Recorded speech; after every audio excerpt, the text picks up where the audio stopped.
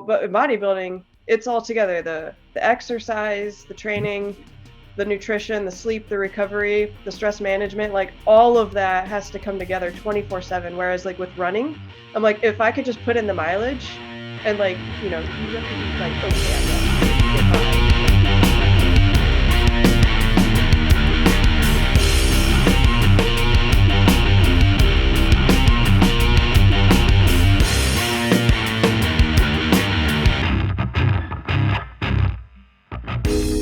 Hey everybody, welcome to the supersetyourlife.com podcast. You are in for a treat today because this is your weekly dose of entertainment, education, and inspiration to fuel your life inside and beyond the gym. And today we have a very special guest, Carly, who just did her first ever 2 bodybuilding competitions back-to-back on consecutive days in the category of NPC Women's Physique. She's also a marathon runner and she's also a mountain climber. Let's jump right into the interview with Carly. What's going on, podcast? We have Carly Kovacik on this episode. Finally, we've been trying to get this one scheduled for a while, but we're able to make our calendars link up. She's a very, very busy gal, and we are humbled and honored to have her on our show for the very first time. Carly from Seattle, Washington. Welcome to the supersetyourlife.com podcast. Hey, Colt. Oh my gosh, I'm so excited to be here. So this is actually my first time on a podcast. So the fact that it gets to be supersetyourlife.com, I mean, I couldn't have asked for it to be any better than that. So thank you so much. Absolutely. And that's the first of many podcasts, I think, for you at the rate that you're going. So this is going to be really exciting. I can't wait for this conversation. We're going to start off with going through a bit of a timeline on way back in February 2022, where we started working together, and we're going to go all the way up through this show, all of the obstacles, floods, having to move. Everything sounds great on paper, doesn't it, Carly? When you're like, yeah, we got to lose this many pounds by this date, and we're going to be shredded, and we're going to work out. But then life happens. So I know that you have a lot to share about that, and I can't wait for I can't wait to hear it again, because those are some pretty intense stories. Those are some big heart to hearts that me and Taylor had over the phone getting through it. But you got through it, and you freaking did it. So yeah, when I look back on it, sometimes I'm like, oh my God, how on earth did I do that? But you just take it one day at a time. But you're right. Mm-hmm. Once everything's kind of laid out on paper, it's sort of like, okay, I follow this, it should be pretty easy. And you're like, nothing's going to happen if I follow this. But yeah, life has so many curveballs. Yeah. And what was one of the curveballs? Just first one, bam, off the top of your head. Well, it was the fact that my condo flooded like a month after we started working together. So I ended up, I used to live in Shoreline, Washington. I had a condo over there, and there were a lot of homeless people over there. So it actually became a pretty unsafe area. Actually, it was unsafe to begin with. It's just that when I bought that place, nobody told me what the area was like. So I realized I had to get out of there, because I'd wake up in the morning and I'd see that someone had tried to break into my back door. And sometimes they'd move my patio furniture in an attempt to break into my back door. So I'm like, I got to get out of here. So I ended up finding a condo in Kirkland, Washington. And I moved in there October of 2021. Mm-hmm. And so then, I met you, and then we started working together in February. Mm-hmm. And then we met at the gym, right? That was, yeah. I think I was on the treadmill. Oh, wait, no. So that's a good story in of itself, actually, that we should talk about, because I think I had seen you at another gym at like 24 Hour Fitness or something way before I met you at Body Shop. And I remember specifically you had a bag that had a Canadian flag on it. Yeah. I thought you were... That was right after my Edmonton bodybuilder from Canada, but you were super buff, and I was afraid of you. So I was like, wow, that guy's intense. And, when you're at 24 Hour Fitness or something like that, you don't see a whole lot of like really good physiques. So that's why you were scary. You had a really good physique. And I'm like, oh God, this guy competes. And so then I remember seeing you at Body Shop for the first time in December of 2000. sorry to cut you off. What 24-hour fitness location was that? Northgate, I think. Okay. Or maybe it could have been somewhere else. So I might have been training Lawrence up there or something. You might have, and maybe it was somebody else, but I swear it was you, because when I saw you at Body Shop, actually I think it was November of 2021, I was just like, oh my God, I swear I've seen that guy before. Like, that guy is so scary. Yeah, and if like, I had the Canadian bag too, it was definitely me. Yeah, and so then the next day I remember that you didn't have your key card or something to get in. And so you asked if I could let you in, so I did. And then we just went about our workouts because, we're I'd really seen you there a while, and I'd always admired the way that you work out, because you have a very, very distinctive workout style. And of course we've given you some crap for it. But many people say, like, I've never seen someone lift so slow before. Well, yeah, every rep that you do in the gym is extremely slow, and so that's and again, this is inspired a lot of my training to become a bit more similar and just kind of slow rep down, just like we were talking about before we started recording too, about the value of slow reps and the value of time under tension, instead of just like, okay, did this exercise, check, okay, did this exercise, check. But when you're exactly, and if we talk about it later on in the podcast, like, you'll understand why I am the way I am. It stemmed from how my dad taught me how to lift. But right. So going back, so we both were doing our own workout, and I remember thinking, like, man, that guy's really intimidating, super buff. I swear I've seen him before. And so you came up to me after your workout that day, and you noticed that I had my personal training business card at the front, and you were like, hey, I see that you're a personal trainer. Do you also compete? And I was just like, no, I don't compete. Here's why I don't compete. And I think the first thing I said was, I refuse to wear high heels. And you were like, do women's physique. And I'm like, okay, I don't know what that means, but I'll look into it. And then you were like, or I said, oh, I didn't want to take drugs. And you were like, do the Northwest Natural in November of 2022. I was like, okay. I was like, well, now I got to find a coach then, I guess, because I'm really picky. Like, I don't want to take anything, like, even so far as like a thermogenic or anything that could like. I know. I tried to get you to take creatine glycerol phosphate, and you're like, what's wrong with creatine monohydrate? And I'm like, oh, we still, yeah. We still argue about that. We do, yeah. Monohydrate all the way. But anyways, so you had mentioned that you were a coach, but I appreciated the fact that you didn't like shove anything down my throat, like, oh, I can help you get there, or use me to help you do that. You were just like listening to me and inquiring, like learning more about me. And so I went home that day and I got to thinking, like, maybe this is actually possible if I don't have to take anything and I don't have to wear high heels. Well, then I can get over some of the other girly stuff associated with it, at least I think. Mm-hmm. So then I saw you the next day, and that was the day you were on the treadmill. And I was just like, hey, are you taking any clients next year? That's also every day, but sorry, go ahead. Okay. Yeah. Well, so you were like, yeah, I am. So I was like, okay, well, I actually I may want to work with you then. So, and then we had the conversation in January. And so then we started everything, I think, officially in February. So then that brings me to the great condo flood of 2022, which I distinctly remember was March 22nd. So I remember it was a Wednesday morning, because on Tuesday you had me on a really high carb day. So I was getting to the point where sorry for this, just for listeners, sorry to cut you off, but just for some context, Carly had been prepping for about 2 months up to this point. And she's in a building phase right now. Carly has never, ever had a problem being lean. The goal at this point was to feed her as much as possible without gaining too much weight too quickly, making sure that she's still hard, still dry, getting muscle in the places where I wanted it. That's been the goal up to this point, but it still requires a rather fine line. We were about 7, 8, 9 months out from your show at that point, and so still a while, still some breathing room, still room for mistakes if anything happened. But I mean, you're basically in prep mode right now. Like your brain is definitely in the bodybuilding game, and then this shitstorm happens. Yeah. So I was prepping a bunch of food that Tuesday night. I was actually in the kitchen, and I'm not a good cook. I'm going to admit that right now. But I was getting to the point where on that high carb day, I was making protein pancakes. And I got to the point where I was getting kind of good at making them. I was like, this isn't such the disaster it was back in February when I started doing this. And so I was finishing up making a ton of those.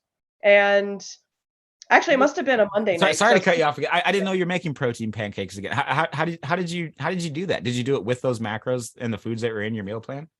I think so. I think I ended up getting like a mix from the store or something that I don't know, didn't have like super high. I don't know if it was fat or what we were trying to avoid. I think it was the carbs. So ended up making those. And it was a disaster for the first couple times because I'm like, this is harder than I thought. Because I just suck at this. But anyway, so it must have been a Monday night because I was prepping all my food for Tuesday, that high carb day. And I was up later than I wanted to be prepping food. And I went to bed that night probably at like 10 o'clock or so. And like I had an early morning. So maybe we'll get into this later, but like I had to get up at 3 a.m. so I could eat to make it to the gym by 4. So then I could go to work a couple hours after that. So I woke up at 3 a.m. and I went to go get my overnight oats out of the fridge, and I was barefoot and like I stepped on my carpet, like right where it met the kitchen, and my foot got wet. And I was like, for a split second, and I mean like a split second, you're like, please God, tell me I spilled something last night before I went to bed. But deep down, like immediately, this is not good. So I flip on the light and my kitchen is underwater. And I'm like, oh, awesome. It's 3 a.m. and I'm faced with my whole kitchen is flooded. Mm-hmm. And I like, I go into a frantic panic. Like I thought it was like my fridge or something. So even though this was a completely useless thing to do, I like immediately went to grab a towel and put it under the fridge. But the water was above my feet. Like a towel's not going to do anything. Like I didn't know what to do. Like I've only been a homeowner for a couple of years. I've never been faced with anything like this. So I call my mom, like it's like 6 a.m. back east. And I'm like, oh my God, help. I don't know what to do.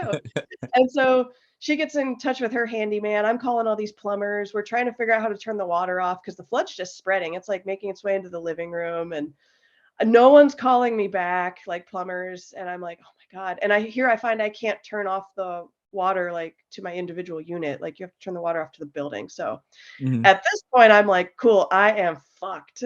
So yeah, so I eventually got a hold of this water restoration company because I'm like, well, at this point, like a plumber does me pretty much no good. Like we need to clean this place too now.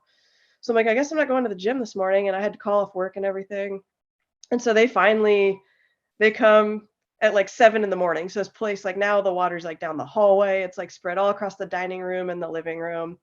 And I remember growing up in Ohio when we would have really heavy rain, our garage or our basement would flood, and my dad would get so pissed because like for the next week he'd have to have all these fans down there just letting it dry. Yeah. And so in my head I'm like, man, this will be a colossal inconvenience for the next week while I have my whole place drying out. But yeah. I thought I've been here before, like growing up, so it shouldn't be too bad. And so then the water restoration guy, he's like, I hate to tell you this, but you've lost your entire kitchen. And I was like, what do you mean? Like as a bodybuilder, I'm like, I'll survive without a bed. I could probably survive without a toilet and a shower because I've got the gym, but I can't survive without a kitchen. So exactly. These are bodybuilding. These are problems that only bodybuilders don't understand. It's like I'll sleep in the fucking kitchen. I don't care. But like, I'll sleep on one place in this house that cannot go. Yeah, I'm like I'll pee outside if that's what it takes. But like, don't take my kitchen away. So I have all this like anxiety that's just like blossomed because I'm like, what do you mean it's a lost cause? He's like, there's so much water damage that the way your cabinets are made, they're old, so they can't withstand that type of water damage because eventually they'll start to like deteriorate to where then your countertops will start to cave in and blah blah blah. And I'm like, oh God, okay. And then he's like, I know that's already hard to hear, but he's like, I'm gonna go around the rest of your place, and like I have this device that will tell me like the degree of water damage around all the other walls. So he goes like to every room except the guest room, and he's like, I'm sorry to say, like, it's all like totaled. I'm like, oh my God, what? So we clean the water up. He has his crew come clean the water up. I move like everything I can into the guest room. And again, I just moved into this place like 6 months ago. I'm sick of moving stuff already. And so they get done cleaning up all the water, and then the kitchen had flooded again. What is going on? So then it turns out it was this pipe in between me and my neighbor's wall. So they had to bust open the wall to find the pipe. Then they finally got that fixed, but then it's like they had to tear apart the whole condo. So I had no floor, I had no walls. Like you could see between my wall, or like my condo and my neighbor's condo, like you could just like look Yeah. across the wall and say like, oh, okay, hi. So then, you have to go through insurance, and that's stressful enough. And with a condo, you got to determine whose fault it is and who's going to pay for it and when all that's going to take place. And, I'm just thinking like, oh my God, bodybuilding. Oh my God, bodybuilding. And so and you were you borderline? I couldn't tell if you were serious or not. Like, but I couldn't tell if it was a serious thought or if it was just kind of an idea, but you were kind of going back and forth about deciding whether you're going to bail out from the show or not, right? I was, yeah, because that's such a huge obstacle. And I think they had even told me, like, because this is pretty much the whole thing is totaled, and then you had to deal with like the COVID supply chain stuff and just the labor shortages. They're like, they said to me that day, it was, it was March. They're like, oh, we had a lady who her condo or her house flooded partially. And that was back in August. And we're not done with that yet either. And I'm like, wait, August, March, oh God. I was like, so wait, what are we looking at here? And they were like, hopefully you could put your Christmas decorations out in December. And I'm like, I was like, oh, that's not acceptable. So yeah, then I was just like, shit, like I was gung-ho about this. I found a coach, found a way that I could actually do this. And now this, like, I don't have a kitchen. I can't just like eat fast food or like go out to eat. This isn't going to work. So, I don't know if I even like reached out to you initially. I probably did, but I had to like sit down with myself and see like, can I figure this out? So I ended up getting like $8,600 from insurance to live in a hotel, but you got to get a hotel that's got a kitchen, right? Yeah, which is like Because impossible. otherwise it's like well, you're still eating fast food. You're just in a hotel. So I'm like, I need a kitchen. So $8,600 in Seattle takes you through maybe 2 months, maybe. So I found a hotel. And that's hotel wise, or that's food and stuff too. Hotel. Oh, they didn't pay for anything food. That's just the hotel. It was just hotel. So insurance wouldn't pay for any food, or I guess the way my insurance was set up, like for something like that, my coverage was only $8,600. So yeah, that's probably something on my end that I now need to change. But when you're setting all that up, you're like, what are the chances of me losing my entire place? So anyway, so I was living in a hotel that had a kitchen, so I could at least eat for that next month the way that I would need to. And then I ended up, we settled on a contractor who was really, really nice. Like, thank God for this guy, because he actually listened to everything I was telling him and knew like kind of the emotional issues that I was having from this whole thing.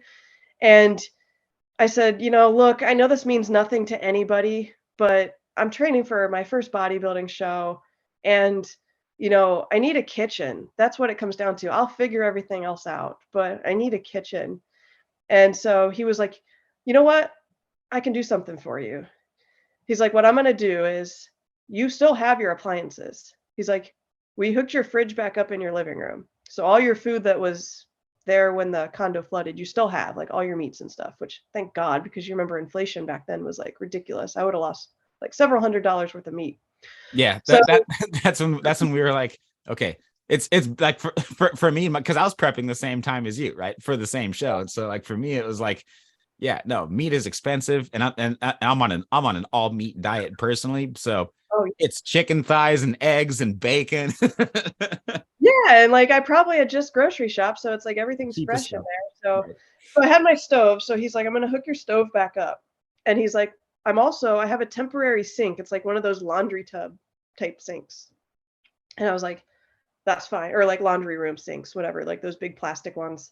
He's like, I'm going to hook that up. And then he's like, I'm going to have one of my guys build this little wooden table so you can meal prep and then also do your dishes, Oh my which gosh. was good because it ended up being like enough.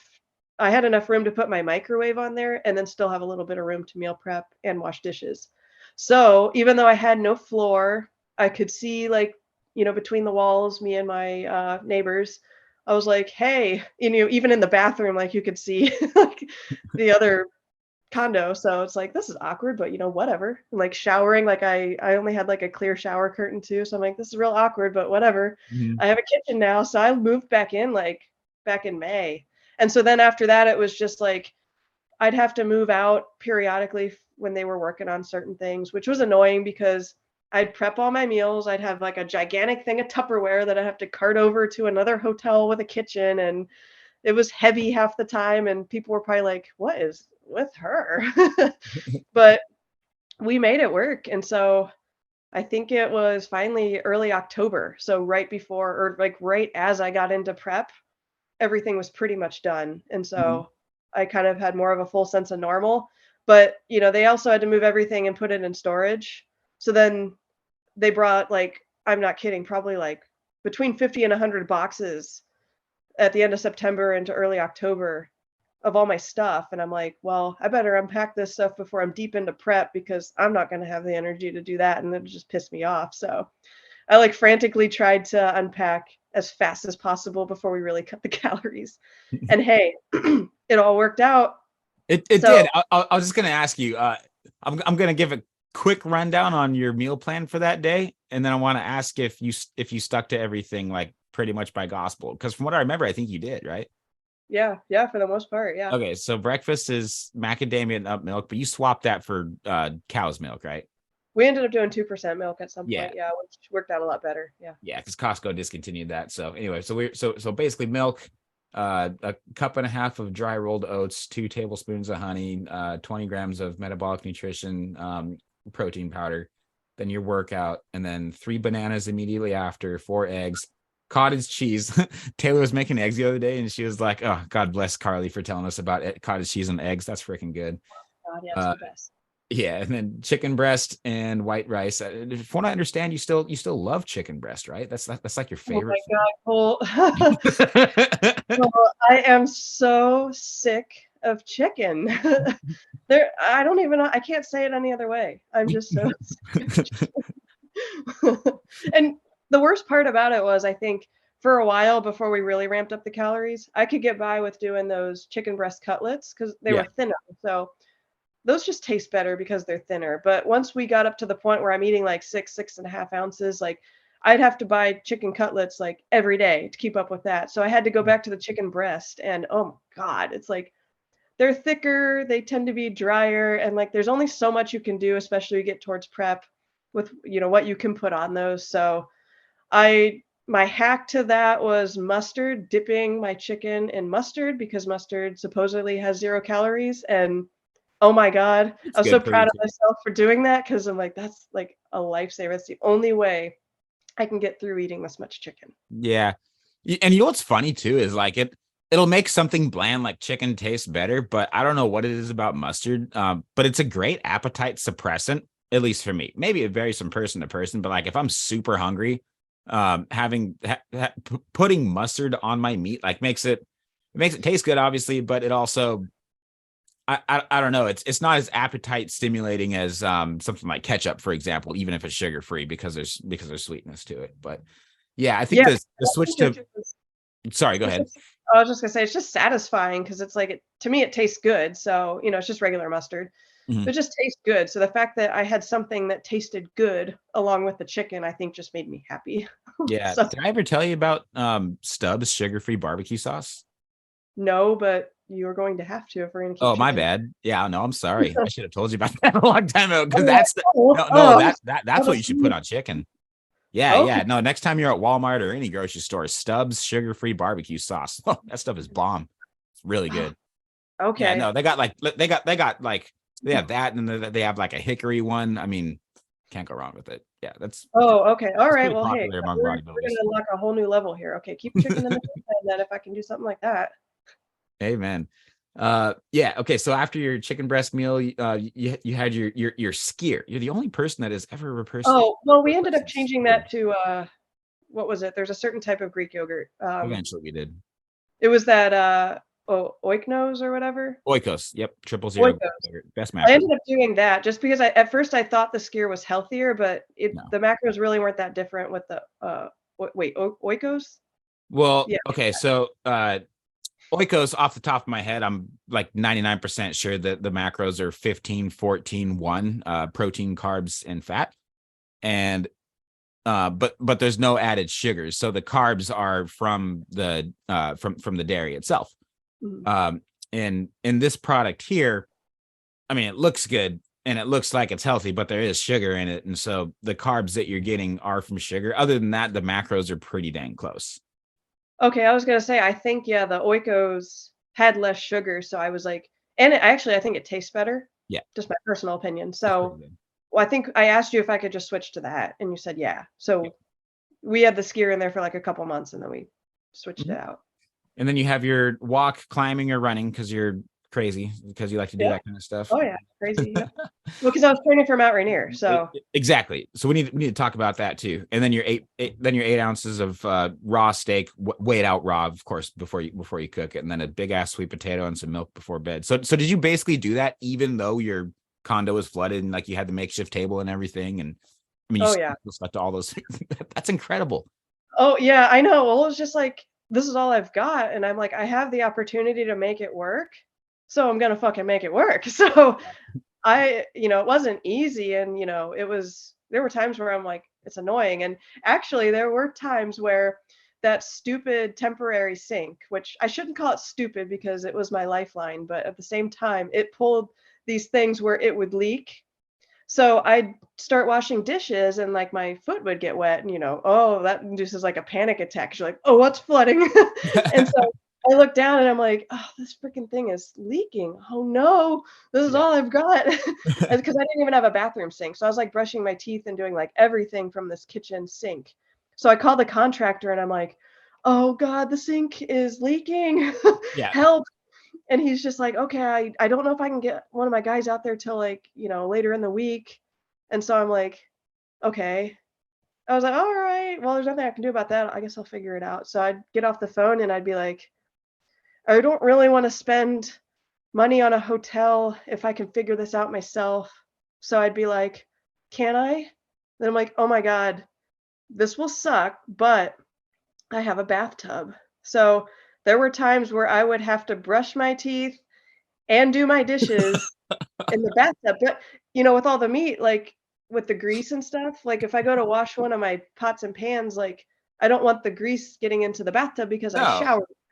So I'd have to take my cooler and put it under the spigot and then wash the pan so the grease all goes into the cooler, and then go take the cooler outside and dump it. And after a couple times of doing that, I'm like, either I should be really proud of myself for persevering in this way, or maybe I'm just flat out stupid and this is like the most insane, ridiculous thing I've ever done in my life. So I was like, you know what? It should only be a few days. So I thought of it as persevering, but that was super inconvenient. So outside of that, though, it was still inconvenient to only have like, I don't know, a couple feet of space to do everything. But I was like, I got that space. I've got my stove. I'll make it work. I've got the microwave. So yeah, I made it work. Okay. If I had to go back and do it again, I'm not sure I could, but I did. But you did it. And now you're and if you would have bailed out right now, you'd be looking back and regret it and going, I had what it took and I didn't do it. I didn't finish. I let that stop me from finishing on what I committed to. And you didn't. You finished strong. Well, that's exactly it. So, and even I tried not to have a bad attitude towards the whole situation in general, because I told myself, I'm like, you were mad. I've never heard you say the word fuck so many times in my life when that happened. Oh, okay. Well, so I had my days, of course, where you were pissed when it first happened, and then like about a week later, you'd kind of cooled off. Yeah, I know, because it's like, well, what are you gonna do? And you're like, you have this goal you're looking forward to, and it's just like, just feels like it was just snatched from you in a second. And I'm like, seriously, I went to bed at 10 and I wake up to a flooded place at 3 a.m. I'm like, what? That's like 5 hours? And your whole life is, yeah. Yeah, it's like your whole life changed in 5 hours. So, but anyways, I think, again, I tried to have a positive attitude towards it as best I could and to like persevere through those times, because I told myself one day it's going to be all finished. One day it'll be beautiful. One day you'll be back to your normal routine. So you're going to look back on that when everything's back to normal and think you could have made it through. You knew there was a finish line someday. And I would have been so mad at myself. I'm not the type of person that would let something like that make me quit, because like, I see it as a challenge. And when everything's done and I look back, I'm going to be like, wow, like if I got through that, I can get through anything. Absolutely. 2 Timothy 2:3. I just texted this to you. It's let us share in suffering as good soldiers of Christ Jesus. I'm pretty sure that's what it is. Maybe not word for word, but sharing in suffering. So the context of the whole chapter is like, or the whole book is like, I mean, it would take you 15-20 minutes to read it. It's probably like, it's right now, it's my favorite book in the New Testament because there's so much meat in it. It's very just like boots on the ground. This is how you live your life kind of stuff. But chapter 2 hits very, very hard on suffering. And so having the right mindset around how to approach these things and work past them, that verse in particular has gotten me through a lot of hard times recently. And that's just because I just recently happened to study it. Otherwise, I would have shared that with you at the time. So between that and not telling you about the barbecue sauce, I'm feeling a lot of regrets about our coaching experience. I don't know. Those I should have told you about those. No, because like it all worked out in the end. We got through it, even though, like I said, I've gotten through all this. I can do anything now. I got through a flooded condo. I got through several meals of chicken and the diet. Like, there's nothing that can stop me now. But It's funny, when I was bulking all this week. And sorry, one thing before you say that's what bodybuilding should be about. It's not about getting a trophy. It's not even about how you look, which is crazy to say, but it's who you become through the process. Anybody that does a show will say the same thing. It's the mental toughness. It's the discipline. Even Taylor was like, you're not changing anything. Like, you haven't competed in a while now, and you're still tracking everything to the T. And I'm like, you just start doing it, and then it's all you know. And then it's like, great, like you have this physique, and then you want to maintain it the rest of your life. And it's like, it's not going to happen by accident. You still got to work out. You still got to eat right. And you don't have to eat as little and be bone shredded. Of course, that's not healthy, but to maintain a decent physique is going to take that kind of maintenance, just like a vehicle. Yeah, well, it's a lifestyle, and bodybuilding, I learned that it's 24/7. Like, it was a lot different when I was a runner. You could get by with not really, I don't want to say it like this, but not really paying attention to your diet. So, but in bodybuilding, it's all together. The exercise, the training, the nutrition, the sleep, the recovery, the stress management, like all of that has to come together 24/7. Whereas like with running, I'm like, if I could just put in the mileage, and like, you have to eat like, okay, I guess, but you could get by with, not really counting your macros. Yeah. And, it's not 24/7 necessarily. So it's a lot different. And so to have these curveballs thrown at me, like when something's 24/7 like that, and, also with my job, like working rotating shifts, 10-hour shifts, it's like, there's a lot going on, and you throw something like that my way, like that could completely derail me. But I'm like, nope, I won't, won't let it. I'm like, how am I going to fit this colossal inconvenience into my daily routine now? So, but yeah. So for those that are listening, Carly is a meteorologist, aka she's not a dummy. So so these 10-hour shifts that you have, like that was a nightmare for me. Just like writing your workout plans and stuff. I'm like, wait, what days are you nocturnal? What days are you? But well, half the time I don't even know. I don't even know what day it is half the time. But I know, and here I am. I work for myself. I'm like, man, my schedule depends on what meetings we have booked, what podcasts we have booked, and who's canceling last minute because they're sick or whatever. But I could never do what you do. No way. I mean, I kind of like the variety because I don't get stuck in a rut, because there's pros and cons to each shift, really. So I'm kind of grateful. Hope nobody at work's listening to this. I don't want to say I'm grateful for the rotating shifts, but in a way, it's like I kind of like the variety. I can switch things up. But like when it comes to like my day shifts versus my night shifts, I've gotten myself to the point where I've figured out what works, to where I'm really only changing the hours that I'm sleeping. Like everything else stays the same. Like what I'm eating, pretty much when I'm eating it, and then like when I'm working out, like for the most part, it all stays the same. It's just the hours that I'm sleeping. So I might have to shift a meal like a few hours later. But otherwise, I think that's the way I can get through those without having too much trouble, because there's a lot of people in my profession, like in the weather service, that go through these rotating shifts, that they're like, their sleep cycle gets all screwed up in between the shifts. They resort to like fast food because they don't have time to meal prep or whatnot. But I'm just like, I make it a priority to get like anything related to like health and fitness. That's a priority to me for the shift work. And so if I can lay the groundwork and have an established routine for each shift that's not too different from them all, then that's the way. That's my secret. So it works out really well for me. So Wow. even though, I'm not gonna lie, it's still hard, but Yeah. No, those rotating shifts are a challenge. Like it's just a challenge to structure a plan around. We're right now we're training I think 3 nurses, Veronica, Leo, and Melanie. You know, she's a nurse too, and so it was the same thing there. She's a nurse for the school, so you know her schedule was a little more predictable. But other than that, having to go 3 days on, 3 days off, it's tough. it is. And I honestly, I was actually And you never miss a grateful. workout, right? No, oh God, no. I'll be in a really pissy mood if I miss my workout. Yeah. Ask my mom or my brother about that. They're like, please don't call me if you haven't worked out. But no, so I was actually grateful I was on night shifts for the week leading up to the show, because the diet sucked, and like, you know, Sorry. I'm made it as appetizing as I could, but I'm okay. Okay. Yeah, all right. But on night shifts, I only work with one other person on a night shift. There's only 2 of us. So, you know, I'm kind of in a grumpy mood and just depleted, and there's no food to look forward to really. And so only having to deal with, I think, Friday. one person, right, was really nice, because like it got to the point where, you know, I was eating so much fish that I'd have to heat the fish up at work, and you know, that's a no-no in the break room.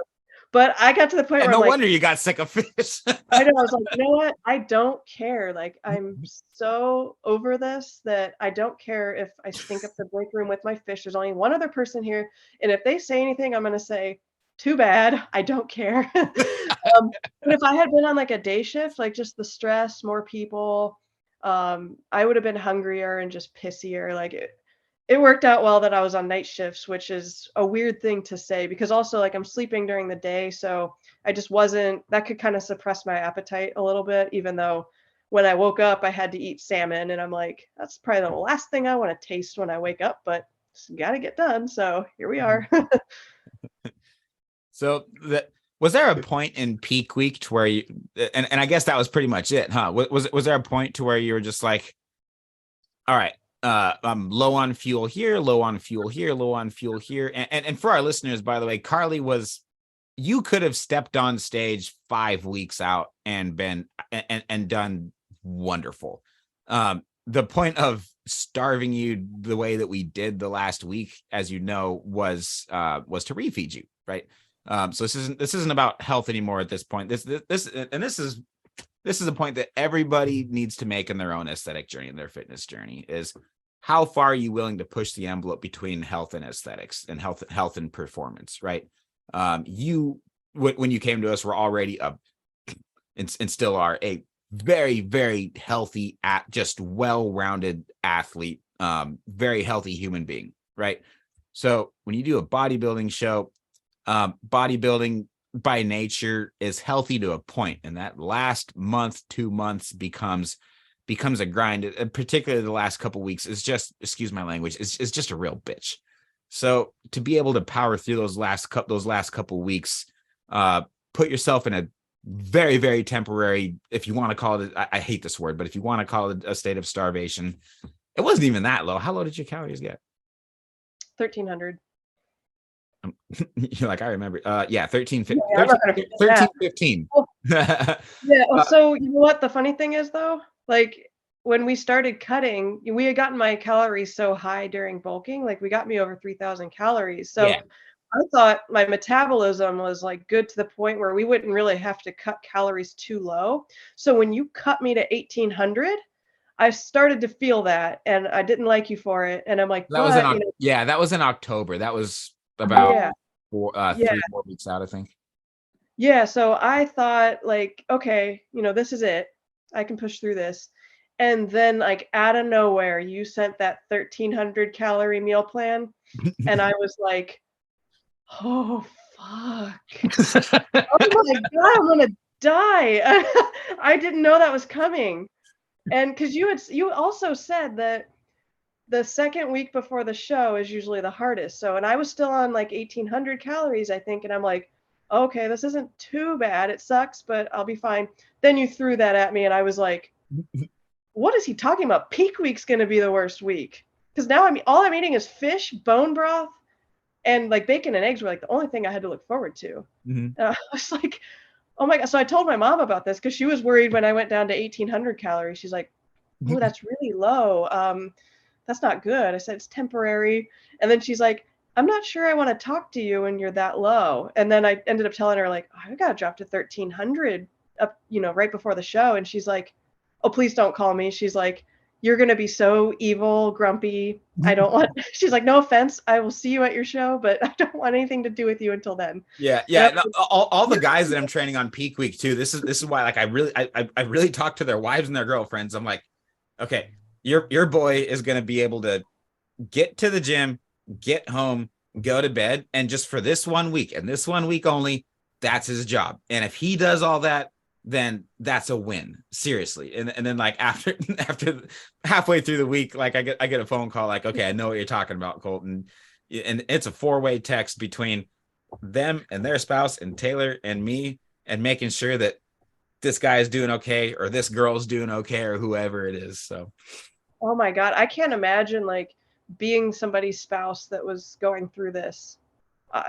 More power to people that are married that do this. Like, oh yeah, no, Taylor's seen me do it 12 times. Oh, yeah, oh my God, yeah, I admire Taylor because like I can't even take care of myself half the time. So like bringing another person into this nightmare, I don't think I could have done it. No, okay, and this story is definitely going to have to come out. I was debating whether sharing this or not, but because I don't even think you've heard it. But since you shared everything about the condo and the flood and everything, I got a flood prep story to tell you. I think this might. Did you have a thought that you wanted to finish before? No, please. Okay. Yeah, no, I have because I can't believe I haven't told you about this. But this was 4 weeks after this is 4 weeks out from our show, right? From yours and my show. I'm in Omaha doing another competition with Melanie, right? And I'm staying in an Airbnb. And this is 4 weeks after the Northern Classic, where I was bone shredded, paper skin, right? And so this is 4 weeks after that. Like I got glute striations, as leanest I've ever been in my life. Like forgetting people's names. Like I'm just kind of forgetting everything at this point, right? That's just what being in that kind of condition for that kind of long for that amount of time does to you. Doing one show, great, wonderful idea. Doing 4 shows back to back, we've had this conversation. I definitely did too many shows this year, so I'm not making that mistake again. But I'm in Omaha and I'm at this Airbnb, and Melanie was going to come over from dinner because we'd never met in person, right? Like here I am coaching her through the show, and so this was kind of our chance to really just kind of have a fun night with her husband there too, and freaking Zion, and just kind of all have a little bit of a party and get to know and get to know each other better, like finally in person the night before the show, and then go crush the show the next day. So I'm at my Airbnb, kind of getting everything ready, and then same thing. There's water all over the floor. And this isn't even a place that I own. So I just called Taylor, right? This is the first thing anything happens like that, because she's the one that booked the Airbnb. And I called Taylor. I was like, babe, I was like, the owner of this place has a big problem. She was like, what's our problem? I was like, no, this isn't our problem. This is his problem. But right now it's my problem too, because Melanie and her husband are coming over, and we're gonna refeed. She's eating carbs. I'm refeeding on protein this time. She's refeeding on carbs. basically just like you did. I mean, her meal plan was structured very similar to yours. And I just, opened the door to the sink underneath the sink, and it was just absolutely flooded. And there was a pipe that literally just came off and like would not come back. And so I tried putting duct tape on it. I tried doing everything I could. And like, no matter what I did, I'm like, great, we got no running water. So I was doing the same thing as you. I was doing dishes in the bathtub. I was at an Airbnb on peak week on Friday night, right before the show. Oh my God. Oh yeah. God. Yeah. So when we talk about how I screwed up my peak strategy for that one, it's like between trying to make sure that Melanie looked her best and just like get all that mess cleaned up. It was kind of a miracle that I made it to the show anyway, but still did good. Like still placed well, but that was definitely not the picture perfect, like tracking everything to the T. But you know what? I'm not playing a violin at the end of the day because at the end of the day, that was just my challenge. You have your challenges. Everybody has challenges going into a show. Like the one show that we did last year, someone stole the tanning van, like literally stole the tanning van from the Northern Classic. It was at the Northern Classic, but the one that Lawrence did. So I was there coaching him, not competing. And someone stole a tanning van. It's an inconvenience if you're getting tanned, which everybody is, but everybody's getting tanned, So I love your perspective, and I just wanted to piggyback off of that and just wanted to say, like when something like this happens, you got to look at it as an obstacle and part of the game, and you got to anticipate this kind of stuff happening because it's going to happen. It's going to happen at the least convenient time. Oh, of course. And like, I also told myself it could always be worse. At times I'm like, I'm not quite sure how it could be worse, but I know it could be worse. And, talking to Dave at Body Shop, I told him what happened at one point, and he's just like, hey, at least you're not in prep right now. And I'm like, so that's one of the ways I thought, oh, it could be worse. So when you say it happened to you during peak week, like I would have lost my mind. Happened, it happened the night before the show. Nope. No way. Like, no, I almost lost my mind. Like I almost went crazy. I was like, this has been one thing after the next, and like I can't even think straight. And then this happens. Like I just got into Omaha. I was like, this is ridiculous. Yeah. Oh my God. I literally can't imagine. Like those last couple of days leading up to the show, I'm like, please, I don't want to have a flat tire. I don't want to get sick. I don't want another thing to happen to the condo. Just please, God, no. I've had enough. Right. Please, you should know that.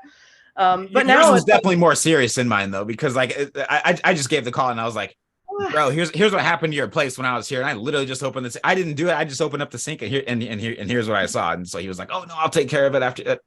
After you're gone. I'm like, okay, thanks. So I run over the dollar store and like buy a bunch of freaking like cleaning stuff to. I don't know. Like even though mine was much longer in duration, like that timing of yours, I don't know. I don't know if I could have dealt with that. Neither situation was optimal, but we both got through it. God damn it! But now I have PTSD because I wake up every morning and I flick on the light and I'm like, hope everything looks normal. Hey everybody, so we're going to interrupt for a quick second with a couple announcements. I'm going to turn things over to Taylor for a minute, but before I do, wanted to give a big thank you and a customer shout out to Mr. DJ_Keto on Instagram. His name is Dakota. Very, very close friend, actually. Thanks so much. He did the same show, actually. He did the natural, the drug tested one with us on Friday the 4th. So it was an absolute ball hanging out with you, bro. And the after party, I mean, everything. Hanging out with Carly, her family, you, your wife, your kid. It was a really fun experience. So anyway, I just wanted to thank you for your order of the Purple Swirl Skullbellz cable rope attachment. So for those listening that aren't familiar with our deltoid desolator cable attachment, you can see it at supersetyourlife.com, along with skull-themed dumbbells, skull-themed curl bars, and here's what he has to say about it. He said, absolutely, I'm in love with this attachment.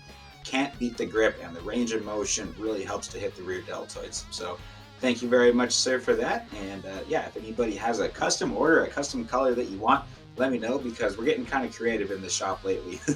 Like I said, everything you can find on supersetyourlife.com and our Instagram account, which is at Skullbellz. So not my personal account, which is at Colt Milton, but at Skullbellz, just like it sounds. SKULLBELLZ.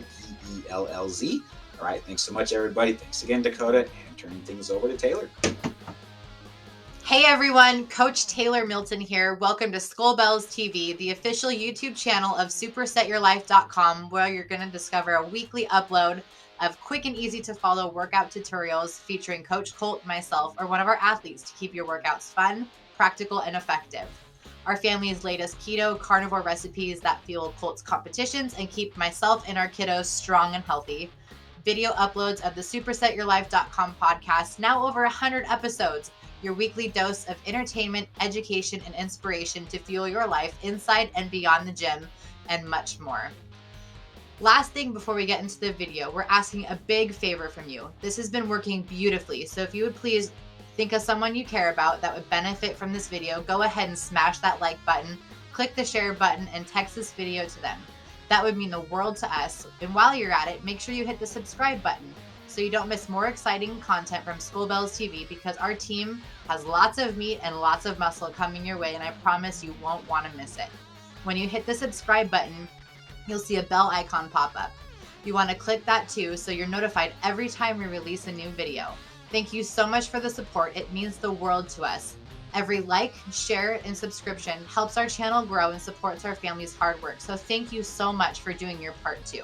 That's all we ask. God bless you, and please enjoy this video. Yeah. And then, yeah, just like, even sometimes when I'm doing my dishes, I'll just like open the cabinet below me just to like peek under the sink and make sure nothing's leaking. And I'm like, Jesus Christ, Carly. But I'm like, this is how my life is going to be until like, unless I buy a brand new house, like this is just how it's going to be. So that's unfortunate, but whatever. Yeah. Good thing we got your posing figured out before peak week too. So a lot of people wait until peak week to start posing. I think this would be kind of a fun topic to touch into a little bit. Is just I'm not your only coach for this show. You had 2, 3 if you count Taylor, 4 if you count Zion. So yeah. So I did your macros and your training. Taylor and I together did, and Zion, of course, for those that don't know, is our Australian Shepherd, our 1-year-old emotional support animal. But hey, you know what? She was there for all of our workouts together, right? Yeah, she was, except for maybe like the first 2 before you got her. Or yeah, maybe just a few, but yeah. Yeah. And then Brandon, I just, next time I see that guy, I'm so pissed off that he moved to Florida, but next time I see that guy, I want to give him a huge hug, just specifically because of how artistic and how, for lack of a better term, how good of a job he did on your posing. I mean, the two of you together, watching him coach you taught me a lot as a coach. I really, really admire Brandon as a coach. And so having his help on helping you with the posing and everything was a learning experience for both you and for me. And he even threw his 2 cents worth here and there on some macros too, that were, I mean, the last couple of weeks, it was really just the 3 of us on the phone together, you know, like, okay, what should we do? What should we do? What should we do? How you feeling, Carly? Yeah. So those posing sessions with Brandon, if there's one thing about it where like, yeah, this was the biggest takeaway that I learned from Brandon, what would you say that is? I'm glad we started when we did. I was humbled immediately. So I think with the whole thing, I would have been fine with you teaching me, but it would have had to have been virtual. And I think I had heard so many people say, don't wait until the last minute to do that. And so to have him, I knew he was on your podcast before, so I knew you knew each other. Yeah, because you and I were doing posing up together at that point, but it was kind of a slow boat because it was just every time that I was in Seattle, that's when we would do in person. So right. So, and I saw the passion that he had for it because 1, he was doing it himself, and then, you know, his Instagram page, and just, you know, the fact that he's so into bodybuilding. I knew he had the passion for it. I knew he had the expertise in it. And the fact that he was like local and could like be there like in person with me. It was perfect. It was perfect. So when I hired him, we went through that first session. Like you and I had worked on a little bit, but we didn't work on like squeezing anything. When he actually showed me like how to do different quarter turns, we didn't make it very far because I was so horrible. And I was so humbled, and I'd never done it before, you know, and I actually immediately thought like, oh, I am screwed. I'm not going to be able to compete because I can't pose. I will never be able to know how to do this because there's so much that goes on. you look at somebody on stage or just practicing in a mirror, it looks so easy. But when in reality, you're squeezing like every single muscle. And so he would tell me, squeeze your abs. Okay, I squeeze my abs and then I'd lose my chest. And he'd be like, well, you got to squeeze your pecs while you do that. And I'm like, oh, God, okay. So I do that. And then he's like, well, your quads, you lost your quads. I'm like, A lot to think about. I'm like, okay, well, I'm like, I can't squeeze my quad and my abs and my chest at the same time. He's like, well, it's gonna be how it has to be, basically. And I'm like, okay, I'm screwed. So those last couple sessions, I was just like, he probably thinks I'm like the world's like worst poser. And if he did, fine, I agree. And But it seemed like your guys' personalities really clicked too, didn't it? Like he could really relate to you, and that just like the way that he would talk to you and the way that he talks to his other competitors too. He's a very, very harsh coach, and you seem very receptive of everything. it was a no bullshit. I appreciate that. I'm like, if I'm sucking at posing, don't say, oh, good job today. No, say that, oh God, we have a lot of work to do. You're not very good at this. Like, just tell it to me straight, because we're gonna get a lot further with that. Like, because deep down I know I'm not good at it. So if you just tell me I'm not good at it, that helps a lot more than you saying, good job today. You're gonna be just fine. It's like, don't feed me those lies, because I don't want it to mess with the fact that deep down I know that I'm in trouble. So Yeah, it's easier. I heard a very successful businessman that I really, really respect say this quite a while ago, and what he said was, it's easier as a coach to be too hard and then have to tone it down a little bit than it is being too soft and then having to push the envelope and be a little more harsh. Once you're too soft, it's just like parenting. You're screwed. It's like you got to be the parent first and set the boundaries, and then there's times to kick back and have fun or whatever. But I think that's been the coolest thing about watching him coach you is for me to look in the mirror and go, all right, yeah, I'm like, I can, people are okay with here. Like, people's feelings aren't hurt as much as I think they are when they hear the cold hard truth. And Brandon will always say, like, I would rather be a jerk up front and tell somebody what they need to hear than really be a jerk up front, which is not telling what they need to hear, and then they look like shit on stage. It's like, if this is an extreme sport, so you're judged on how you look. And I think in the end, when you actually, if you put in the time and effort with him, and then if it looks good towards the end, like, the compliments he gives you mean so much more than if he was just like giving you these little fake compliments the whole time. You know what I mean? Like, it means so much more. Like, if he tells me that angle looks really good, or, oh my gosh, you're getting leaner, like, that actually is a huge boost of confidence, because I know if I looked like shit, he would tell me. And if the pose wasn't on point, he'd tell me. So when I hear that it looks good or I look good, I know it's real. And I'm like, oh, hell yeah, we are on to something now. So yep, it all worked out in the end. Like, I ended up, and he told me, like, basically practice every day for, like, even if it's 15 minutes. And so my schedule is booked up as it is, but I'm like, cool, now I'm going to find time to do posing, like, for at least 15 minutes. So I did it though. And it was amazing, because we'd go through periods of time with my schedule where maybe we couldn't meet a certain week. So we'd go like 2 weeks without meeting. So I'm like, I know I got to practice like pretty much every day in between that time. And so then when I'd come in for the next session, he'd be like, that's looking a lot better. I'd be like, oh, thank God, because I've been practicing it for like every day the last 2 weeks for 15 minutes, and it's paying off. So, the posing just took so much time. And I know everybody told me, but my God, that was humbling. And that was probably my least favorite part of the whole thing, besides the peak week diet, just because it's really hard. I don't ever and I still got to get better at it. Like, there's things that I want to improve once I saw the stage photos and the way everything was laid out, like, through the show. I'm happy, very happy with how everything turned out. But there's also things where I'm like, we gotta work on that smile still, tweak these angles a little bit. We'll see what Brandon says, but man, I'm so how on you was he about the smiling? I'm curious. Actually, not at all. Yeah, because that was the only critique that I remember was, I was like, Carly, you got to smile. Flex from the neck down, the neck up. Nobody, like, just act like you're happy to be here. Come on, you're the one doing this to yourself. No, I know. I told myself, I'm like, that will come last, because it's taking all of my energy and all of my brain power to squeeze all these muscles at the same time. So the smiling I'll work on last. But no, he never, even when we were getting towards the end, like I don't recall him saying like, okay, now smile. It was something that I started working on by myself towards the show. And then I'd start doing it when we were posing together, and then it just like kind of all came together. So if he listens to this, I mean, maybe I'm or maybe I'm not recalling correctly, but I think it was just sort of something that I ended up doing towards the end on my own that kind of just helped everything come together. Mm-hmm. We're trying to get another episode with the two of us together too. It'd almost be fun if you were on that one too. Maybe we should do that. That's cool, yeah. Okay, well, there we go. Let's definitely do that. So for those that are listening, episode 88, Brandon in Primo, part 1, steroids, marijuana, and contest prep dieting. So Brandon. Episode 90, Brandon in Primo is the name of his dog. Part 2, bodybuilding, coaching styles, dog training, and more. And so we're gonna do it. So we'll do a part 3, and yeah, we should have you on. That'd be super fun. That'd be a cool dynamic. That would be really cool to get his perspective on everything too, along with both of ours. Yeah, that'd be all of our dogs together. That'd be gold. Yeah.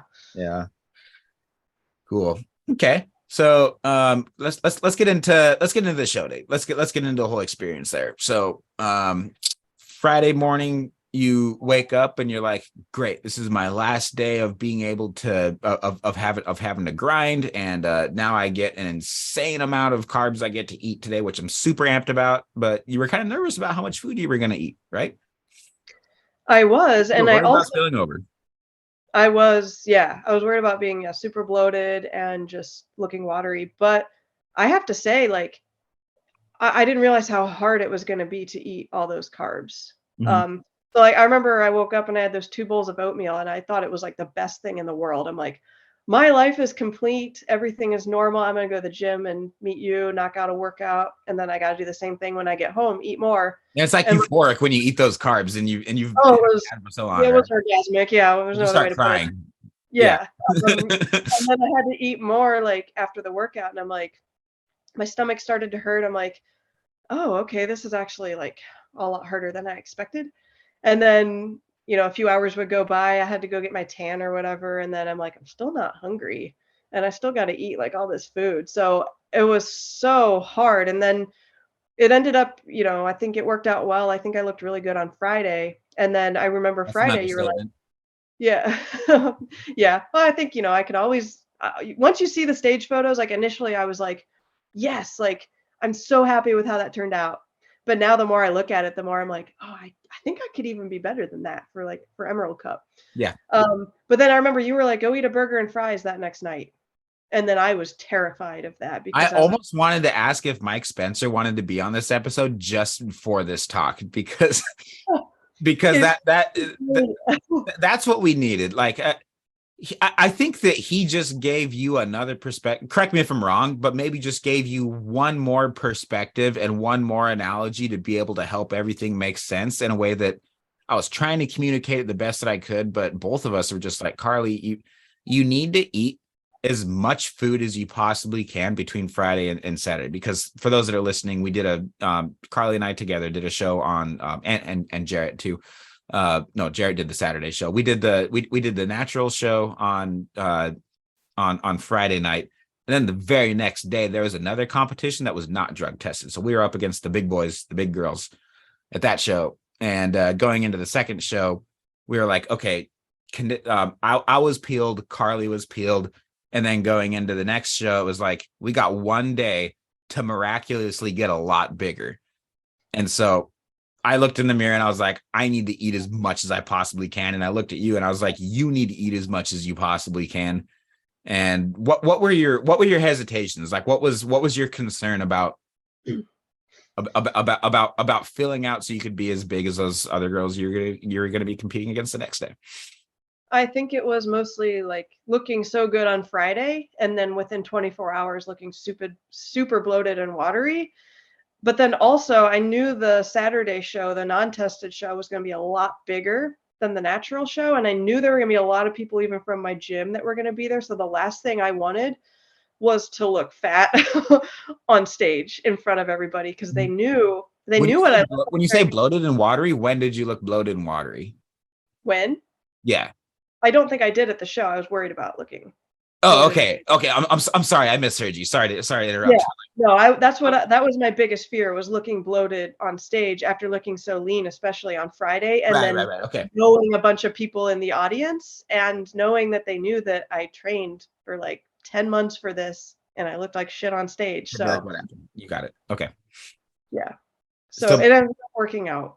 But it was just, and I've never done this before either. So while I trust you, and I have my own like nutritional knowledge too, but it's trusting the process when you've never done something like that before. So you don't know what to expect. And it's like, I don't know. Usually if I were to go eat a burger and fries, well, I'm getting sodium in my normal diet. It's not probably a lot compared to somebody who eats a lot of processed food. So I was worried if I go eat a burger and fries from a restaurant, I have no idea how much salt they're putting on both the burger and the fries. And if it's way over, I just thought that my body was going to be super inflamed from it. So that was my biggest fear. Good thing your coach came prepared with his Celtic sea salt. Oh, yeah. I didn't expect to take little like pinches or shots of salt right before I walked on stage. So like the whole process, it was just like, I saw the other competitors, the other females I was up against, they were like popping gummy bears right before they walked on stage. Everybody's got their little tricks and stuff. I was like, you just never would expect that, to a normal person. If you see like a bodybuilder about to step on stage eating a bunch of gummy bears or salt, you'd be like, oh, they're going to look huge, like bloated on stage. What are they doing? They're going to ruin their physique. So it's like, no, you gotta trust the process. No, it just brings out those veins just a little bit for a split second when you're on stage, and then they usually fade like a few minutes after. So, yeah. And I will say, I think like looking back at the photos, I personally I think I looked a little bit better Friday, but that's because I'm more drawn to that lean look because that's how I usually look. I did look bigger on Saturday. So it depends on like, what kind of, I guess what you're looking for, but like, I'm so used to me looking like lean as an athlete that I was drawn more to my Friday look, but I'm glad that I looked a little bit bigger for the Saturday show. Yeah. Your conditioning is the same as far as I can tell on both of them. I got a side by side right here.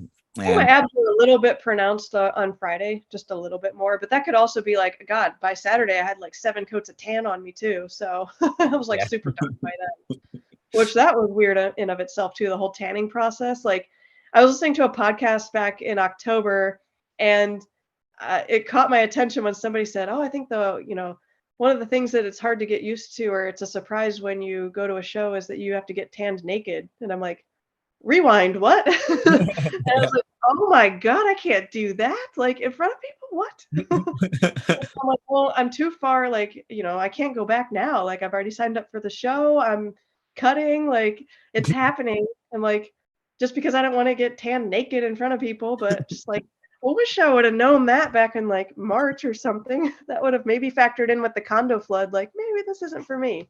Yeah, but I'm glad it didn't deter me. Is what it comes down to. Getting tan naked is worse if you're a guy too, because like when you're cold, blood flow doesn't necessarily work in your favor. And I'm gonna try to keep this as PG-13 as I can, but you can read between the lines. It's embarrassing getting tanned. Okay, I want to say, if I was a guy, I think I'd be a little bit more embarrassed because with females, it's just like, okay, whatever, but still awkward because especially, you have to stand like with the fan blowing on you and you're like, everyone can just like walk in at this point. And it's like, here I am just standing for 20 minutes waiting to dry, like naked, like this is awkward, but it's like everyone else is doing it too, I guess. So whatever. Yeah. So after the show, okay. So your mom was there, your mom's friend was there, Brenda, or is your mom's name Brenda? Yeah, Brenda. Brenda's your mom's name or your friend's name? Brenda's my mom's name, and Debbie was my mom's best friend. Right. Okay. Boy, they were both super cool because like they were like my buddies at the after party, and we were geeking out about salt half the time and everything. But when it was all over, going from you got what 3 or 4 hours of sleep the night before, right? Like not a lot. I think I slept actually decent. I think I slept more than you. I was in a sleeping bag on the floor, so I didn't mess up my bed with the tan. But I think I got like 5 or 6. Okay, because I just got back for the tan. Okay, because I got like 2 or 3 hours of sleep. I was literally eating. I ate like 10 pounds of sweet potatoes. I was just eating sweet potatoes like literally the entire night. Like I remember that you were up to like 4. Yeah. Ugh. Yeah. So that's why I was bloated in the morning and just like felt miserable for most of the day. That was a kind of a bad idea in that regard. And then it was up until what do you think, babe? What time did I wake up on Saturday, the day of the show?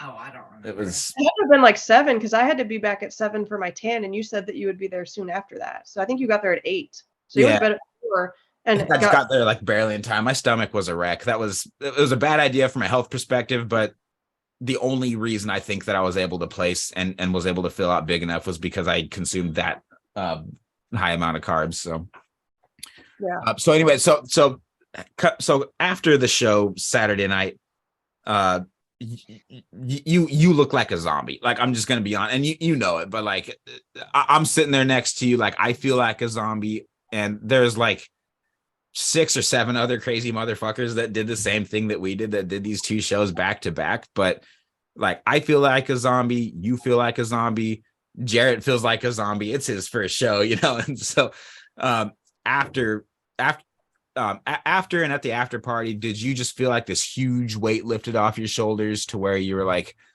whew, okay, we're done, or at least for a while, or at least till the next one? Oh God, I don't even know how to describe it. It was all a blur. That was a surprising thing, was how quickly everything just ended. It was like you train 24/7 for like 10 months, and then in the blink of an eye, it's all done. I think for me though, it was, I couldn't get over the fact that I actually did it. This was a goal that I had for several years. Mm-hmm. And I never thought I'd be able to do it because there's so much that goes into it. And I, you heard my concerns when we chatted November of last year. I just never thought it was going to be possible. Just the fact that I did it, I think I didn't even know what to think. It was just like, I can't believe I did it. It was amazing. And you crushed it too. You didn't just do it. You did amazing. Thank you so much. Yeah, it was so much fun. And on that note, so a lot of people that do bodybuilding shows are athletes in other area. I mean, I'm pretty sure like if you're a bodybuilder, you've been an athlete at something at some other point in your life. And so I know that your mountain climbing is very, very important to you, and your marathon running is very, very important to you. So when you did this show, I know that was a big concern and something that we talked about. Have you found I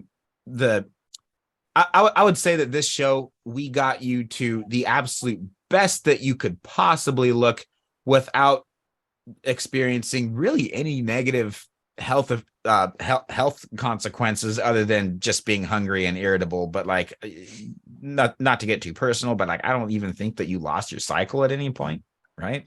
Actually, so it was weird. So I've been on the pill for like 10 years now, just because in college I lost it. But I was back in college, I was worried about gaining the freshman 15. So I was like, not counting calories, but like trying to be like not going overboard, but then also running a lot. I was taking like a running class. I started to get more into 10Ks, and I've always lifted, so I'd lift too. So I lost my cycle. So I had to get on that. So I thought, okay, with the pill, then I'll be fine because that regulates my hormones for me. Just for the record, we're talking about female cycles, not steroid cycles. Oh God, thank you. Oh yeah. So I had listened to some podcasts on the cycle of female hormones throughout the menstrual cycle. Yeah. And if I understood correctly, like your estrogen starts peaking like a week or 2 after your cycle. Mm-hmm. So I actually calculated it based on, my pills. I went through like the whole fall, and I saw that I was going to be on my period the week before the show. And then I'd have high estrogen that week after the show, which I thought, if I remember correctly on the podcast, said that you seem to be like more anabolic, leaner that week after your cycle because your estrogen's going up. Okay. So I was like, this will be perfect. And I always feel leaner and more muscular the week after. And so I was like, this would be perfect timing if that's the case. Yeah. And for some reason, I took the pill at the same time every day. I was very like meticulous about that last month because I don't want to screw this up if this is going to be perfect timing. Can't ask for anything better. The stupid thing, it started randomly, like, I don't know if it was 2 weeks or a week before something. It started early for no reason. And that's when we really started cutting calories. So then I'm like, oh shoot, well, there goes the hormone cycle. Like, I don't even know what's going to be happening like for the show now. So I don't know what that was about, but that was very strange. It was a surprise. It was not pleasant. And it kind of lingered through that week that it was supposed to be happening. So it was kind of like a 2-week annoying thing to deal with, but I don't know how it would have messed with my hormones in that regard, but that was the only thing. And then like So it once, did it like delay your cycle a little bit? It was just like later than you thought it would be or no, something? it started a week earlier randomly. Oh, okay. I don't know why. It's not like I missed a pill or anything. I don't know. Okay, so this is like the first time you've ever cut carbs, right? Was just that 1 week? Because we didn't cut your carbs until a week out, so that we could do the refeed protocol and get you peaked properly. But Back in a couple years ago when I was living in Georgia, I had a bunch of people, when I started paying attention to my nutrition more, I had people in the gym that swore by the keto diet. So, stupid me was just like, oh, keto, all you do is cut carbs. So I just cut carbs and I got super lean, but it's just because I put myself in a calorie deficit. I wasn't in ketogenesis. Yeah. You know how hard that is. Yeah. So I cut carbs for like probably a year. They weren't zero, but like for dinner, I'd have just like chicken and maybe a little bit of vegetables, like avocado or something. Like I'd try to eliminate carbs because, I went through the whole like carbs are bad thing. Well, now carbs are life. So anyways, that didn't seem to really affect anything. So I think with this, it was such like, I don't think I've ever been at 1,300 calories and trying to train super hard, still doing my rotating shift work, just my lifestyle in general. That had to have just thrown my hormones off balance in some way to make it start early. But I don't think it made me bloated for the show at all, because usually it's the week before I get my period that I start to bloat. So I'm just wondering if there's any correlation between that and I'm not gonna say her name, but someone else that we've trained in the past that had lost her cycle just due to age, and then put her on an all meat diet, and she got it back actually. And she was she was like, I was like, how do you feel about that? And she's like, well, on one hand, I'm not thrilled about it because it's not fun, but on the other hand, I'm clearly reversing my aging just being on an all meat diet and having and she's not a competitor by any stretch, but she's but I'm just curious. I'm like, okay, going low carb on an all meat based diet. I mean, it's not the same as what you were doing on peak week, but it's very similar in a lot of ways. I wonder if there's a correlation. Well, and proteins and fats are essential for hormone balance. So I don't know, because my fats up your fats. We did, yeah. Yeah, we did. So I don't know what the deal was. It's probably just because my body's never really been through something like that before, so it didn't know what to do. But immediately after the show, everything was back to normal. So no, I never lost the cycle, and it was just that mine just started a week early and then kind of still lingered in through the week it was supposed to be there. Yeah. So that no negative health effects, or no negative health side effects. No. Or at least nothing that you still have now. So.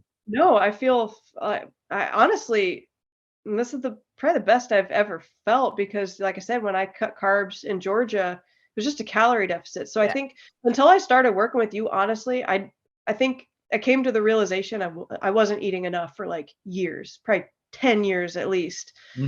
So when we bulked me, when we got me up to 3,000 calories, my nails were growing like crazy. My hair was growing like crazy. I felt great.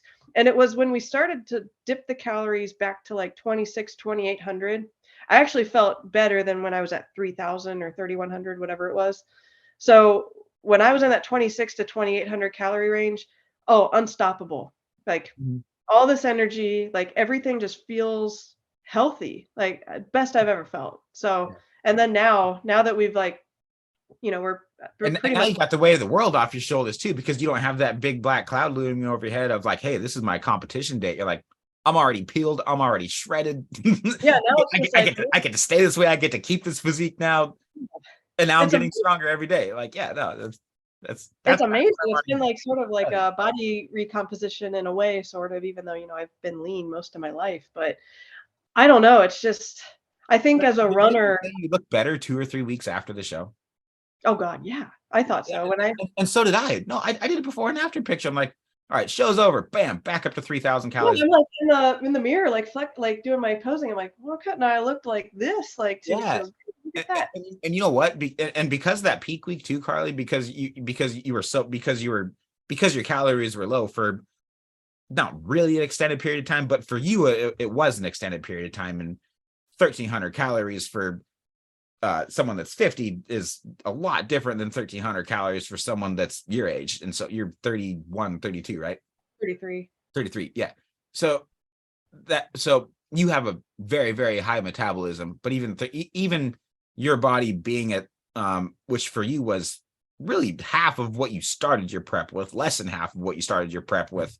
I mean, your body right now is just like, hey, any carb that you give me, bam, it's going into my muscles. Hey, any nutrient that you feed me, I'm getting the most out of it, and I'm putting it to work. Like, that's biologically what happens to your body after a show like this. And so you're just soaking it up. You're just soaking up those carbs. I can't believe how many carbs you're eating now and still holding your conditioning.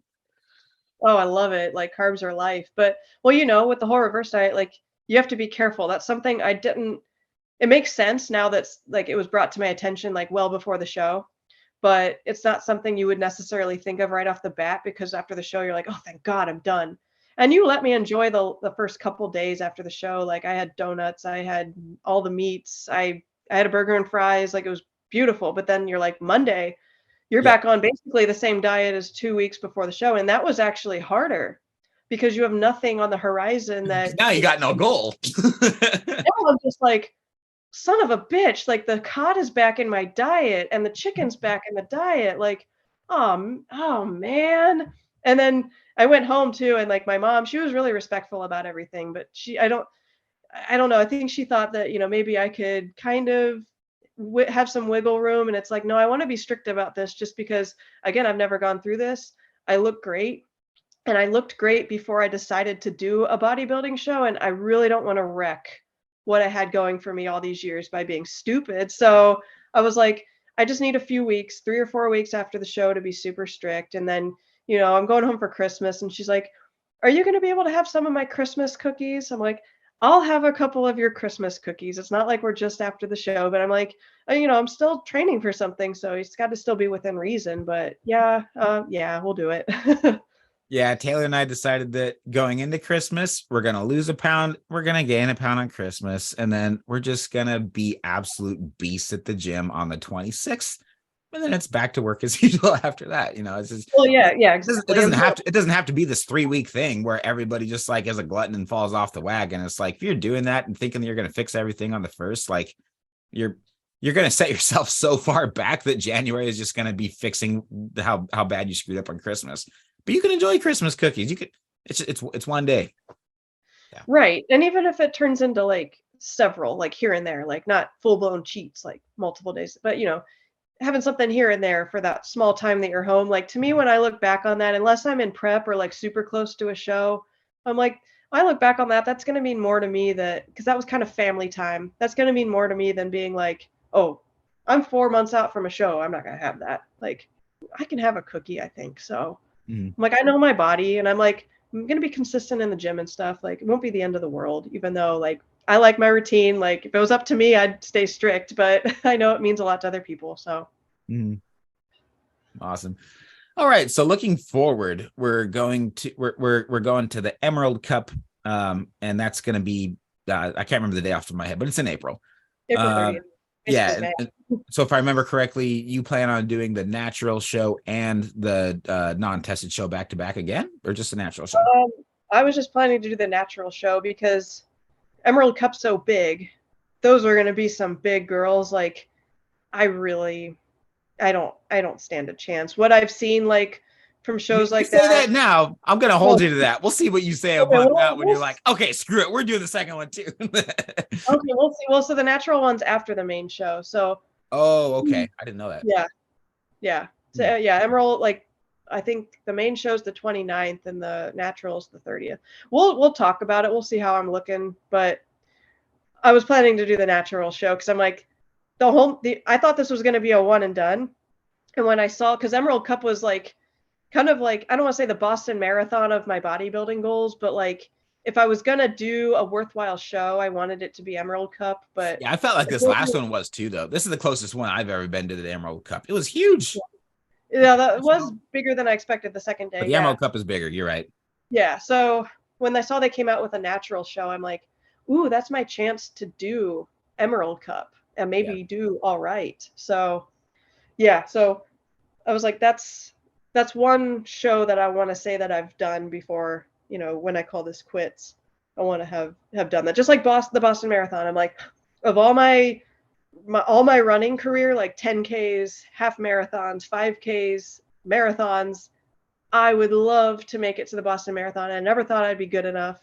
And when I did it, I was like, well, now what? So, and I ended up getting injured. So then my marathon career pretty much died, and I moved on to weight. We got really into the weight training stuff, and now we're here. So Mm-hmm.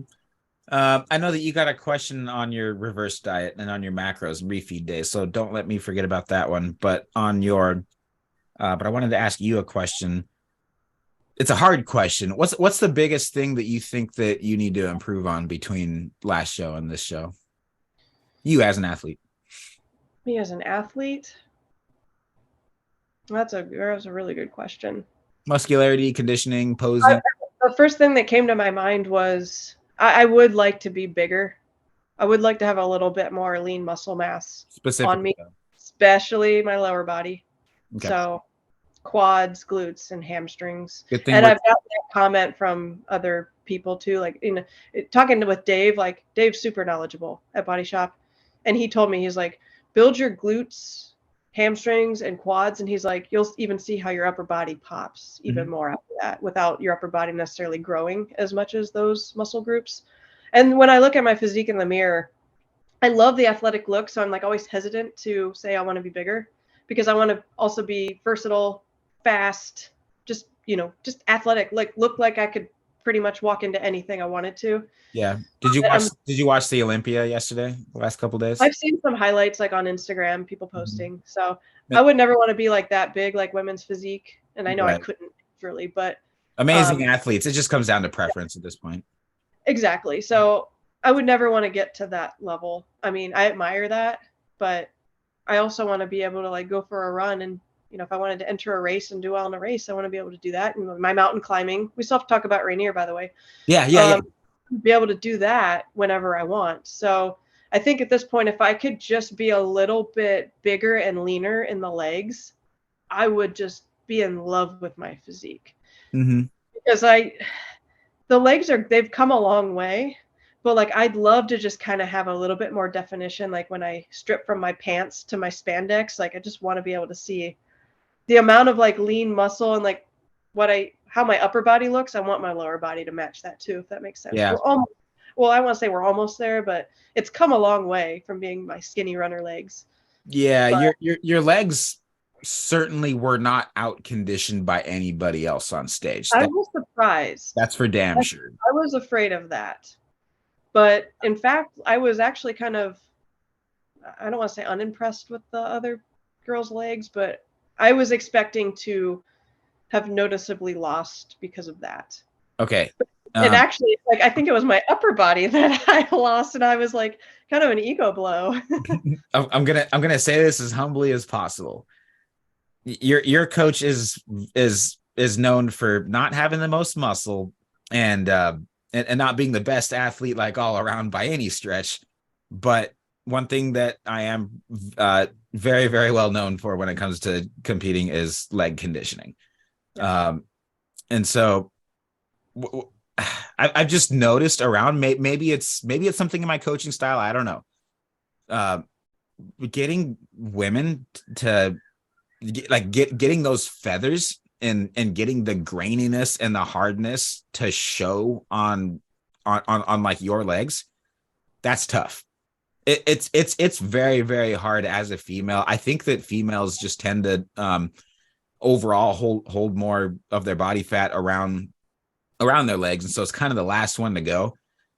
So we're gonna have to get creative on this next show, and I think we're gonna start using topical like spot reducing fat burners. And we never did any of that with you up through your first show, but that it's hard to prove by science. Like, you can't really prove it by science, but I swear by it. Vasoburn, my coach, had me on it, and that really is finally what did the trick for my lower abs, because you know my abs and my obliques are your legs, right? It is the most stubborn part of my body, to where I look in the mirror even 3 weeks out from a show and I'm like, how are we gonna fix this, you know? And and we did it this year better than we ever have. But no, that's going to be our project for the Emerald Cup for sure. It might take a lot of convincing for me to do something like that, because again, the other reason why I do these is when I'm like 60 years old, I want to look back and be like, that was seriously just hardcore training and diet. Like, yeah, I take creatine, but that's it.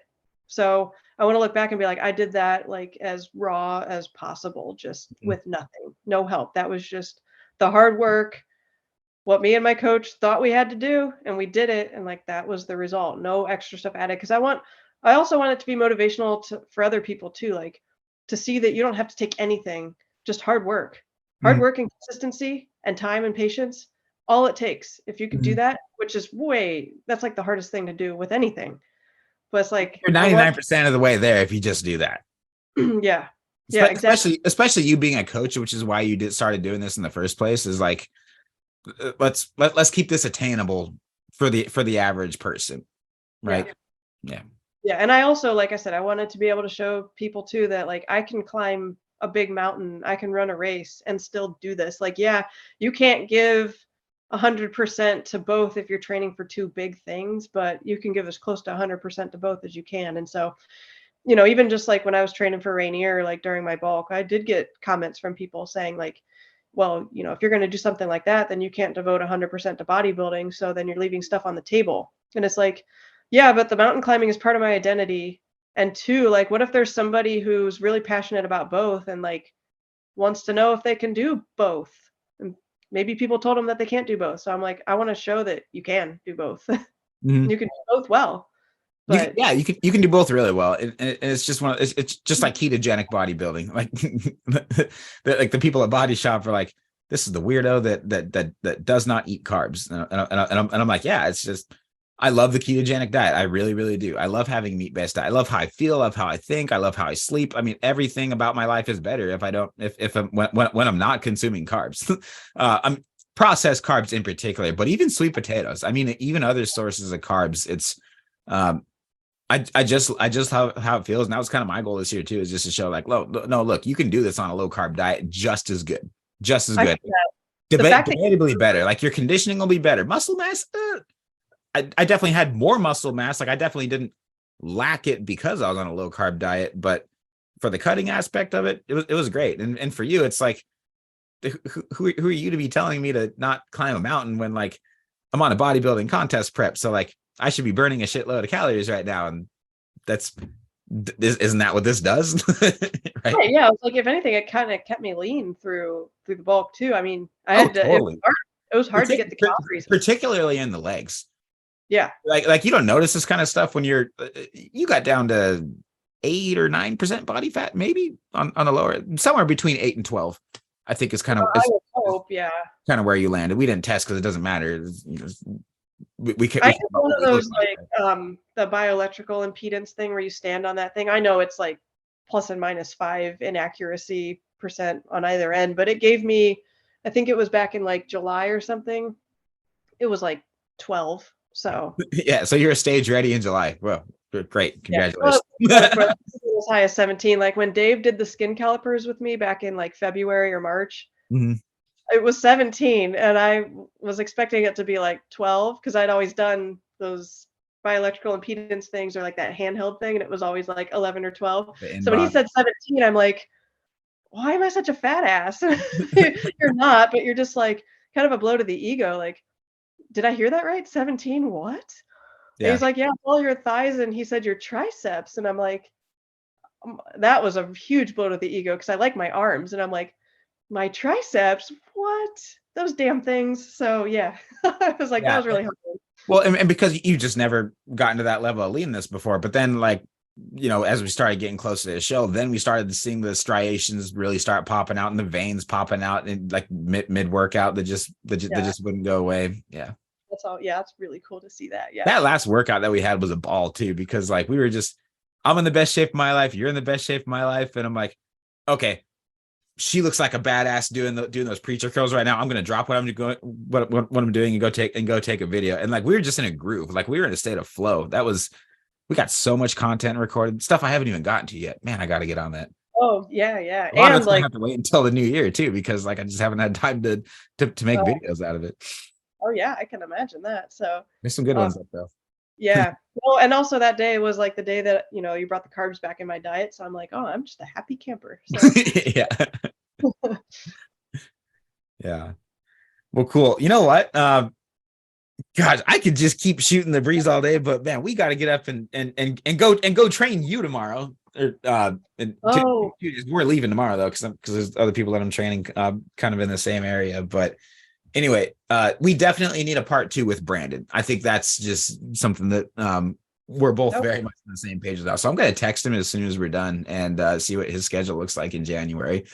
See if we can do a round 3 with posing and everything and just take a deeper cut in the conversation. I think that'd be a lot of fun. I'm pretty sure everybody. Yeah, I'm down for that. Just let me know. Cool. Is there anything else I guess related to these shows that was like kind of on your heart, like that, like you know, something you want to share last minute? Or I think we had a good comprehensive cover. If anybody listening wants to take a deeper look into like the experience of this show, I haven't gotten to it yet, but part one I have published on our YouTube channel, Skullbellz TV. It's all one word, SKULLBELLZ. I'll put links to this in the show notes. But we have video footage of all this, of the after party, of the behind the scenes. I'm talking on stage. And so I really don't want to rush it. I really want it to be quality material. So the first vlog is already out. It's a 3-part series, and the second one is going to be the show day of Friday and everything. So you can, so you can see the whole experience. And the third one, kind of the same idea. That'll be Saturday's show with Jarrett too. So anyway, thanks everybody for listening. Thank you, Carly, for your time. Yeah, of course. Thank you for having me. Yeah, absolutely. I guess we don't even really need to say goodbye because we're going to be training legs at Body Shop here in a couple of days, right? All right. Yeah. Yep. Deadlifts, squats. We're going heavy. So my last leg day, I went light specifically in anticipation, knowing that you and I are going to train heavy in a couple of days. So this won't sound like much, and people will laugh if this is actually recorded and said, but I actually got up to 140 on my squats, which Woo! you know how I'm scared of squats. Yeah. And the 45-pound plates on both sides with a little bit more, like, yep. Terrifying. So I overcame a fear. So I know that I should be squatting a lot more than that, but for somebody who's been afraid of those my entire life and like just having started doing those almost 12 months ago. Yeah. I'm okay with that because I'm still being really cautious when I do them too. Just you gotta. I'm saying this politely, and I mean this as a compliment. You have some newbie gains that are still hiding in your legs that are yet to be made because we have not come close to pushing you as far as what you really can do on squats and deadlifts. And I know that there's a lot of hesitation around injuries and stuff, and so that's something we're gonna take. We're gonna spend a lot of time on Tuesday. Okay. Yeah. That'd be good. Cool. All right. We're looking forward to it. Again, it's been an absolute pleasure. You've been a really wonderful friend to Taylor and I, to Taylor and me, like a sister to us. And I can't thank you enough for being a client, Carly. I really can't. I mean, you after I met your mom, I put all the pieces together. I was like, this is why Carly is such an amazing client, because you question everything, but it's never a question of authority. It's always a question of, I want to better understand this, because you specialize in it. And hell, you know, a lot of the science that I'm teaching you 10 times better than I do. I'm just the one that's been doing it for the last 12 years. And so, I mean, everything just came together perfectly. This is a really, really good match. And you've really become a sister to us, Carly. And so thanks for doing this with us. This has been an absolute blast this last year, and I can't wait to see the things that we accomplished in 2023. I want you all over our YouTube channel.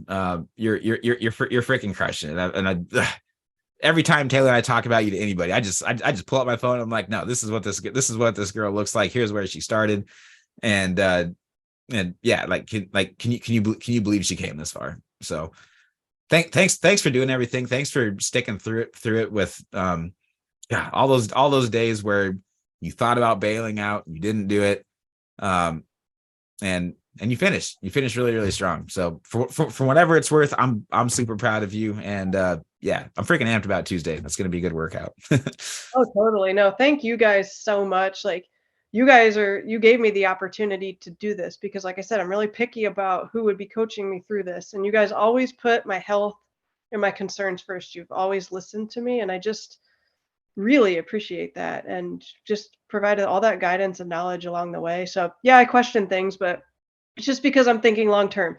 I've had so much success in my athletics, like I don't want to blow it by just going along with something or doing something stupid, which I know you would never do intentionally, but I just like to know what I'm getting myself into as I go along so I don't screw something up. But I just really appreciate that you guys are healthy about it, you're safe about it, you listen, and you make it fun along the way too. So that's the only way you survive this kind of shit, sister. yeah. If I encountered these obstacles with another coach, like I don't know how that would have gone. I'd like to think that they'd be supportive, but maybe not. So yeah, thank you guys. That's why you gotta know your coach. Sorry, I was just gonna say my coach was always there for me, and so I just learn from him. Like, what would Alfred do? Okay, I guess this is not going to be the week that Carly's getting PRs on deadlifts. This is going to be the week that Carly just keeps her life together, and that's what I'm here for now. So. Yeah, exactly. So no, I'm so glad that we spoke that day, like back in November of 2022 or 21, because like I said, I was afraid of you. You were intimidating looking, big bodybuilder dude. So yeah. So if you wouldn't have come up to me after your workout that day, like we probably wouldn't be sitting here. I probably wouldn't be able to say I've competed. Probably wouldn't say I've been in the best shape of my life. So thank you. Oh, thank you. Good thing I'm wearing glasses. You can't see me bawling my eyes out right now. So, all right. Well, thanks again, Carly. Yeah, it's going to be a good year. 2023 is your year. You know that. Oh yeah. Let's get it. All right. We'll see you really soon. Much love to you from the Milton family, and you have a good rest of your night. See each other in a couple days. We're going to crush some legs. Sounds good. Have a good night. All right. You too. Bye-bye. Hey, everybody. Thanks so much for joining us on this entire episode. And thank you again, Carly, so much for your time. That was an absolute blast. Can't wait till our next conversation and training legs tomorrow because this is the day after the recording. But anyway, wanted to give a huge shout out to our sponsors, Celtic Sea Salt. Thank you so much, guys, for sponsoring me through this last show. This meant the absolute world to me. So for us and for our business, it helped us in so many ways. And so thank you guys for all you do. For those listening, Celtic Sea Salt is available on our website at supersetyourlife.com. I'm holding in my hand right now, if you're watching on the video, the Fine Ground, which is from France. This has, here's a quick tip, because I know that we've been having a lot of sales go through our website as of lately. And so thank you everybody so much for your support on that. Now, if you've purchased this product, you want to make sure that you seal up this bag of salt after you're done using it, because the moisture content is what really gives it that texture and that flavor. Okay, it has a little bit of iodine in it, so if you have an iodine deficiency, this is one that doctors typically recommend. But yeah, Celtic Sea Salt, best in the industry in my opinion. Absolutely love everything that they have. So thanks guys for all that you do, and thanks everybody again that's been listening and supporting the show. If you're not subscribed on our audio only platforms, the supersetyourlife.com podcast is available on Apple. It's available on Spotify, iHeartRadio, and basically everywhere that you can search for it. The next one is definitely going to be audio only, so make sure that you're locked in on those channels as well. Other than that, thanks so much, everybody. God bless you. God bless your gains, and stay healthy, okay? You got this.